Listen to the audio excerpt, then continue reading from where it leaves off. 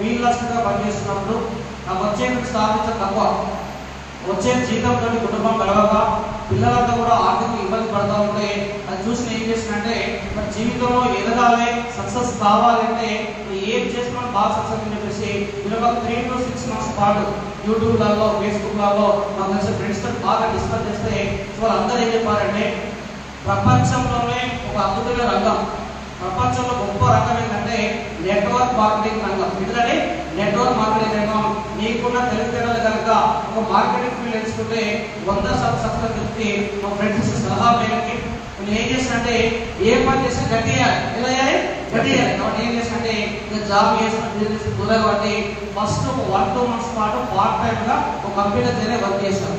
Company బాగుంది, result బాగుంది. వెంటనే ఏం చేసినంటే November 14, 2014లో నా జాబును రాజీనామా చేశాను. సో రాజీనామా లెటర్ ఎంపీడో గారికి ఇచ్చినప్పుడు వింటేనండి పిచ్చోడువా ఈ ఫీల్డ్స్ జాబ్ చాలా మంది వస్తున్నారు, రికమెండ్ చేస్తున్నారు, లంచాలు పెడుతున్నారు, జాబ్ వదిలేస్తుందని చెప్పేసి కోపడ్డాడు. ఇంతమంది చూడండి, ఒక వ్యక్తి జాబ్ వదులుకోవాలంటే 2 కారణాలు ఉంటాయి.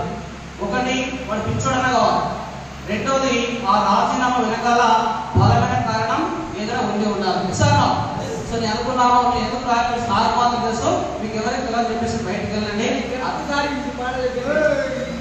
సో అదే ఫైర్ తోటి అదే ట్రస్ట్ తోటి మంచిగా జరిగిందండి. లాస్ట్ 9 సంవత్సరాల పాటు ఒకటే కంపెనీలో వర్క్ చేశాను. ఆ కంపెనీ ద్వారా నేను తీసుకున్న ఇన్కమ్ 3,50,00,000. ఒకటే కంపెనీలో పనిచేసి 3,50,00,000 ఇన్కమ్ తీసుకున్నానండి.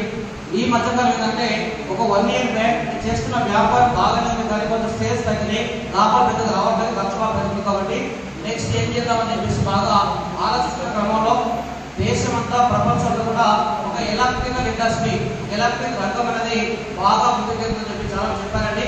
అందులో బెస్ట్ కంపెనీ ఏంటంటే ADMS company. Best company ADMS company చెప్పేసి నేను లాస్ట్ టైం తెలుసుకున్నానండి. నా జాయినింగ్ డేటు January 15, 2024. మొన్న January 15కి సంవత్సరం కంటే ముందు ఈ బిజినెస్ ని ఒక్కనే స్టార్ట్ చేసిన. ఈ రోజు నా టీం ఏంటంటే 5,400. వీళ్ళందరూ రావడం నాకేం వచ్చేసారంటే ఈ రోజు వరకు 91,33,000. గట్టే గణపడ మార్చేస్తున్నారండి. ఒక్క సంవత్సరంలో 90 లక్షల సంపాదన అంటే ఆశామాసం కాదు. మీకు తెలుస్తుందో మీరు కనుక చదువుకొని గవర్నమెంట్ జాబ్ చేస్తే 35 ఏళ్ల పాటు సర్వీస్ చేస్తే టోటల్ మీకు వచ్చేది ₹1 కోటి.